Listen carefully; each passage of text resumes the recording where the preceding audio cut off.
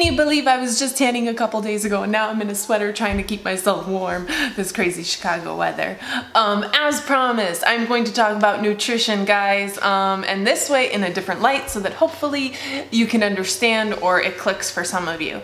Intuitive eating has been coming around a lot lately. I feel like a lot of people have been asking me this, especially because I have been open about macros. And I used to not be open about macros mostly because macros were being done wrong and a lot of people were having bad experience with it because people were giving them like 1,000 calories and making them track, making them feel as though macros themselves were wrong when it was the people giving you the wrong stuff. Macros are great if you're given macros by a good coach who knows what they're doing. But let's talk about, can you eat intuitively? Is it possible? It is, and I'll get there. However, first let me point out a couple factors. Say you are bulking. You guys heard me say this so many times. You cannot intuitively bulk. It is impossible. If anyone is intuitively bulking, good luck. It ain't happening. And here's why. There are days where I would eat and I was like, I'm totally stuffed, feel satisfied, I'm good, 1,200 calories. That's not even like, I should never eat that little, you know, for an active person, but sometimes you're just not hungry and you can't help it. You have no craving, you don't feel like eating, you're busy. This happens a lot to busy people. When I'm doing emails, I completely forget to eat. So if you have a busy lifestyle, you're not gonna remember that or know that you need to eat more, you're just gonna stop eating. I told you guys about my 6'6" brother who's 22. Yeah, he was eating 1,500 calories. That dude needs way more. So we fixed that for him. But that's just to show you his intuitively eating. He thought he was eating so much food. 1,500. I barely have any girls on my plan eating that little. The ones who are very petite girls. So you cannot, no matter what, bulk intuitively. It is not possible. Fat loss. This is another one that's very not possible because say, all right, you guys see me eat at Nuff Nuff, right? So it feels like a huge meal, you get stuffed. It's 500 calories. How many people go and eat out on the weekend somewhere, get stuffed, don't eat at all for the rest of the day, maybe they'll have a couple snacks later in the day and think that they've eaten a lot because one, they went out. Once you associate going out, you always think you ate a lot. If you ever have a meal that makes you feel full, you've already programmed yourself that you ate a lot that day, regardless of the calories. Many times I would do like 8 ounces of rotisserie chicken on like 4 tortillas, put some salsa and do like chicken tacos. That amounts to like nothing, 500 calories. It stuffs you. So then again, intuitive eating is very difficult because now you're under eating. And then some days you have an appetite, so you just keep eating all day. Someone even told me this, which makes it kind of a cool example to show you. I'm not bashing on you, I'm just using you as an example if you do see this video, which you most likely will. She told me that she sometimes eats 1,200 calories, sometimes eats 2,000. She's a very petite girl, 5 foot. This is a problem. You don't want to intuitively eat. However, this is a huge problem. Sometimes you're eating at a surplus, sometimes you're eating at a deficit, sometimes you're eating at a severe deficit. And you said you're very active, so 1,200 is not okay to do. You are getting larger. You said your butt just keeps growing when that's not what you want, because sometimes you're eating at a surplus, and that's what happens when you eat at a surplus and you lift, you will gain, you will get bigger. That is why, as much as this answer is going to be annoying to some people, intuitive eating cannot happen when you are working on a goal. When you can intuitively eat is you've gotten your body down, you got it to the size or the goal that you want to, you are an active person, you stay pretty active, you can intuitively eat. If you saw when I was shredded, my before photos, I intuitively ate then, but that's because I was as fit as you could be. You couldn't be any more fit than that. So it didn't require me to track. Say I go from there to bulking, I need to track. It's very important. Say I come out of a bulk and I need to lean, you need to track. It's very important.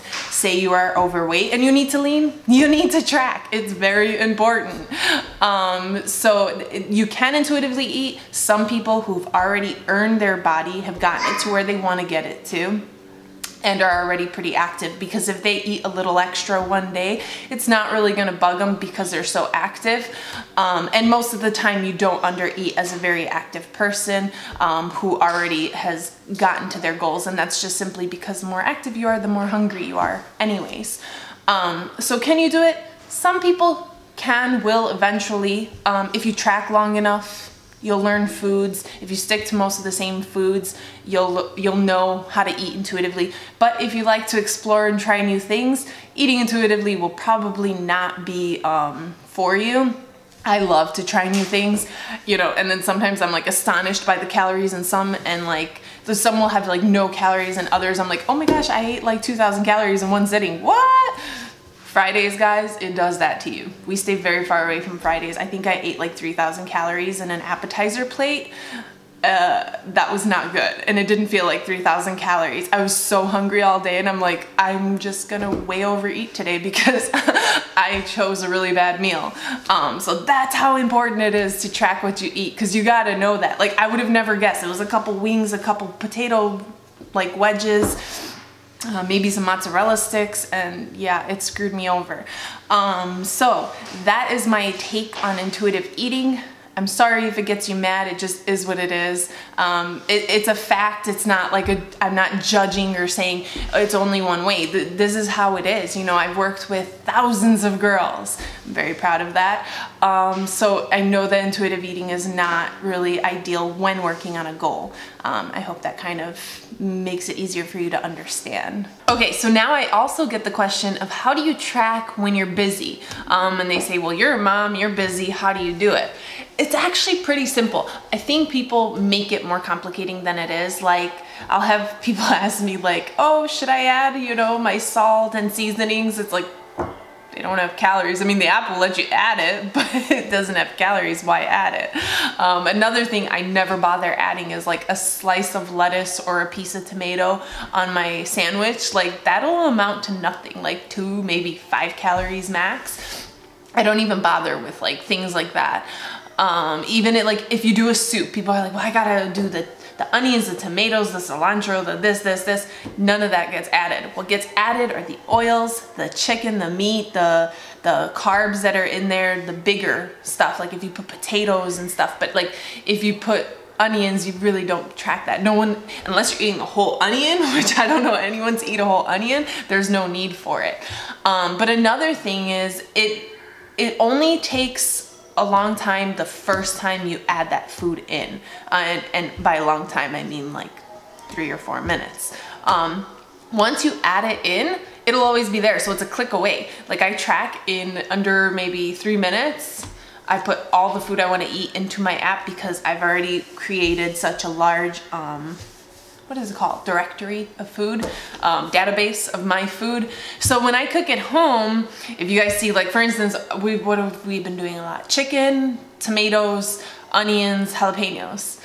I track the oil, the chicken, and the tortillas I eat it with. 3 things. It takes me like under a minute to just find my chicken, put how much I had, find, you know, the oil, put the serving of the oil.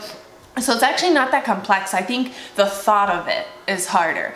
And the reason this video is getting a bit longer is because I'm a strong believer in tracking, and I do know that there's an easy way. I do see some clients who like start tracking like everything, like all their little condiments, and I'm just like, oh, by the way, you don't have to track like any of that, which makes their life so much easier. But they don't know. I mean, you know, you have people tracking the craziest things. I had someone track coffee with no calories because they didn't put like creamer in there, but it's like, but then why did you even take the time to input that, you know? Don't make it that difficult, and it's okay to not track little things that will amount to nothing. So as a busy mom, busy entrepreneur, I can say that tracking takes about 3 minutes of my life every day. I track literally like at 8 or 9 at night because I know I'm not done eating. I'll put everything I ate in, which literally takes me like 3 minutes. And then I fill up the rest and finish eating after that. So it really is not this whole big takes me forever. I sit and, you know, take 15 minutes before each meal before I eat it just to track it. It's not like that. Not at all. I would never spend that much time on it. I wouldn't have the time to spend on it. So like 3 minutes a day. Not bad, don't you think? So as I said, there are two reasons why people don't want to track. It's one, they were given terrible macros and it made their experience not very pleasant at all. And then the other one is people that say that they don't track, who are not as serious about their goal at the moment, but then once they get a goal, guess what guys, they go back to tracking. A lot of fitness influencers do this. You'll see they'll fall off the wagon, or they'll backtrack, or they just don't have a show or anything, but as soon as they want to set a goal, they all go back to tracking. And why is that? Because it works. You need to know what you're eating if you want to get to your goals and get there fast. Because if you're yo-yoing, one day you're at a deficit, one day you're at a surplus, there are days where progress is not happening. And you want progress to happen every day, which means you need to be consistent every day. So that's kind of my take in it. I hope you guys understand a thing or two from this. Take it with you, think about it, see how it makes complete sense. And if you are struggling to reach your goals, because you know, I've had somebody who's been working out for 10 years and she's like, there's something wrong. Yes, there's something very wrong with that. You need to track. So I hope that saying it, explaining it this way has taught you a thing or two, and then you can decide for yourself if you want to track or not. Just make sure you're doing it smart. Anyways, if you have any questions, comment below. I'm more than happy to help you guys out. I'm not going to figure out your macros. I've already said this, guys. This is a big process. It's not something I can just start handing to everyone. It's not generalized. This is something I do for my clients when I evaluate them, and they give me all their personal information as well as their goals. Anyways, we're going to end the vlog here. If you enjoyed it, give it a thumbs up. Subscribe if you haven't already. Hit that bell for notifications. And until tomorrow, bye.